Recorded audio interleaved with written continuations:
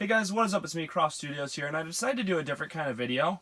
I haven't done one of these in a long time. I'm going to do a comparison video, and I have two models here that are pretty much the same type of model, but they are not, obviously, because they're from different movies and stuff. So we have the Hulkbuster on the left here, and we have the War Machine Hulkbuster version on the right side. So this is from Age of Ultron, and this one is from Endgame, and I'll just be basically showing the comparisons between them and which one I like more personally. Now I have to say one thing about these two models is that I actually like the color scheme of this model more, but I like the overall structure and build of this one a lot more. And I'll explain why. So I guess we can get straight into it. When you're looking at the front of these two models, you can see the feet difference is actually pretty big.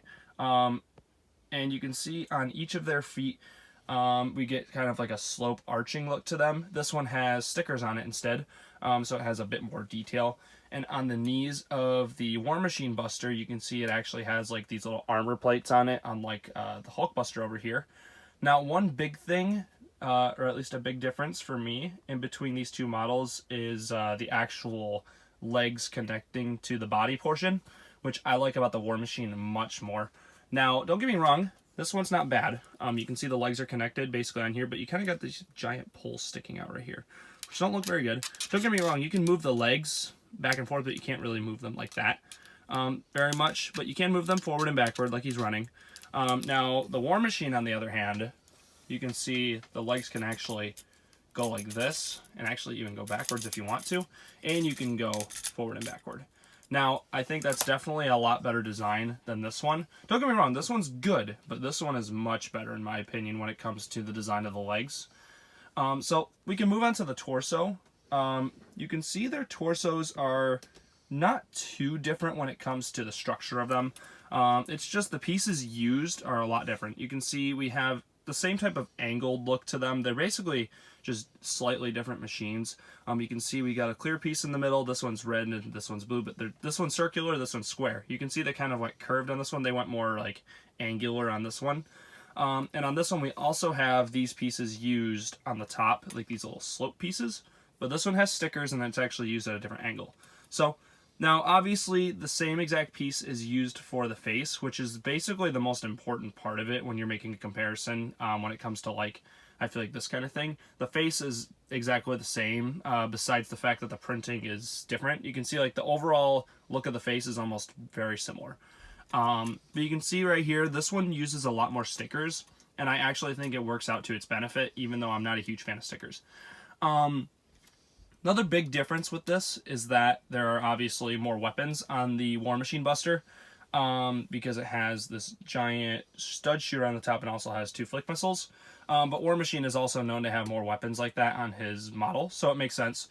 That's not really a design aspect change. And then moving around, looking at the arms, you can see the difference. So this one actually uses a bionicle piece. This one uses regular pieces, which I like a lot more. You can see there's kind of like these little bar pieces, which is used as treasure in certain themes.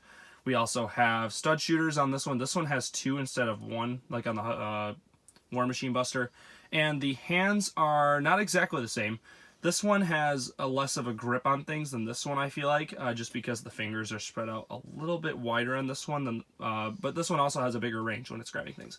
Now, the arms are hooked on by ball joints on both of them. You can see that right there. Ball joints on this one and also ball joints on this one. Now we're going to turn them both around and take a look at the back. You can see the back of this one actually has some booster pieces on it, while this one does not. The back of this one I think looks a bit better than this one. This one just kind of has some studs sticking out and stuff like that. It's not very good looking, but I mean, it's just a very small nitpick when it comes to the overall design. Like this bottom part could have been done better as well on the back of the Hulkbuster. You can see the back of the feet is actually a little bit different too. They went with an angle for the War Machine Buster's feet, and on this one they just went with a square back, which I like the angled one more, at least personally. Now, the last thing to really look at with these is basically the inside. So the inside of this one is pretty weak, but you can see that there's a cool feature where it opens up.